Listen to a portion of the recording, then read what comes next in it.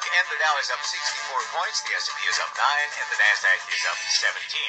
On the phone with us now is Thomas Vecchia, business growth analyst. Website you can find Thomas at thesalesexpertusa.com. Good morning to you. Good morning. We're talking Twinkies here today, and a bankruptcy judge has said to Apollo Global Management and Metropolis, okay, you can have the famous brands, and there's several of them, Twinkies, Ho-Hos, Ding Dongs, Snowballs, what else? They have Stingers, all kinds of stuff. When do you think we'll see these back fresh on the store shelves? Well, we're hearing that they should be available hopefully by late next quarter or early summer, and they're supposedly going to revamp the line and try to start new branding initiatives. Okay, what do you think they might do? Should they just put them back on the shelf and let people discover them? Should they have a gigantic promotional campaign? What is your best thought on that?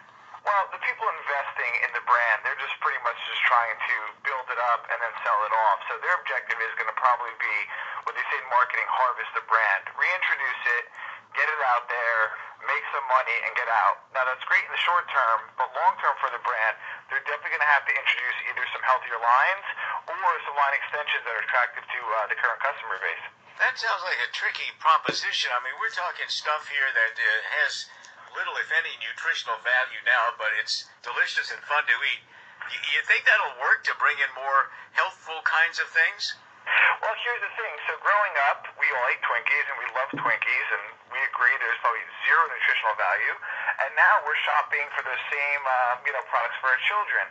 So although we know the brand, we may like the brand, we don't buy the brand. So they need something to get the customer as a tipping point to say, hey, you know what? I'm going to get it for my daughter or son, maybe create small snack packs, maybe substitute some of the sugar to make it more palatable from a health perspective. I'm going to with you, Thomas. Before the bankruptcy proceedings, I really don't know how sales were doing for those Hostess products. I assume they'd been chugging along pretty well. Not really. Sales have been horrific. This is their third bankruptcy in 8 years. They went bankrupt in 2004, 2011, and now recently. And there's many factors to blame, but the main factor is lack of marketing from the company and lack of brand positioning. So basically, they were horrific at marketing and drove the brand to the ground. You know, you're absolutely right. I don't recall ever seeing a TV ad or a print ad or hearing anything on the radio about Twinkies or any of those other products. Yes, absolutely. And what makes it worse is, and we just launched our book, X Factor Selling System, and we have no marketing budget. So we're using social media, we're using just people on the street, anything we can do to kind of get word out there, and it's going pretty well. So in this environment, there's zero excuse to not market, even without a budget. And so social media would be a great way to get the word out that Twinkies and all those other things are back and to drum up some interest. Maybe have contests, maybe have photos of people eating it, any number of things they could do.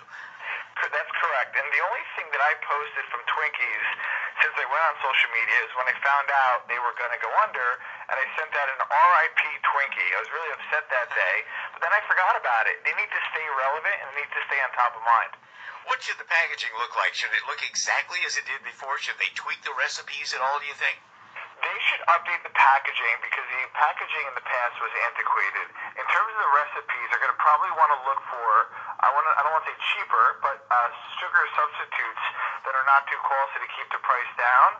And if they're going to keep the traditional Twinkies, Ho-Hos, etc., maybe price them at a discount to move some units to get them back into cupboards. Thomas, I get a catalog from a company that specializes in finding products that we thought had long gone, but somebody is still making them. I mean, all kinds of things like shampoos and food items and other things like that. Looking down the road, do you think there might be a time in the future when these things are just totally irrelevant anyway?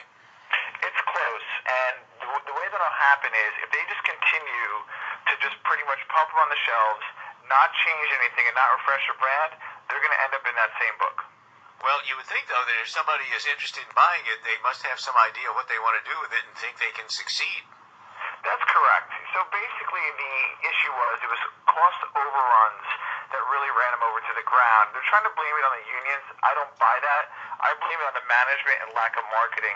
So they'll probably add a few people on, probably cut a lot of heads at the rank and file, and then spend a little bit on marketing to tip it and then flip it. But they should really invest some time because this really is an iconic brand. Yeah.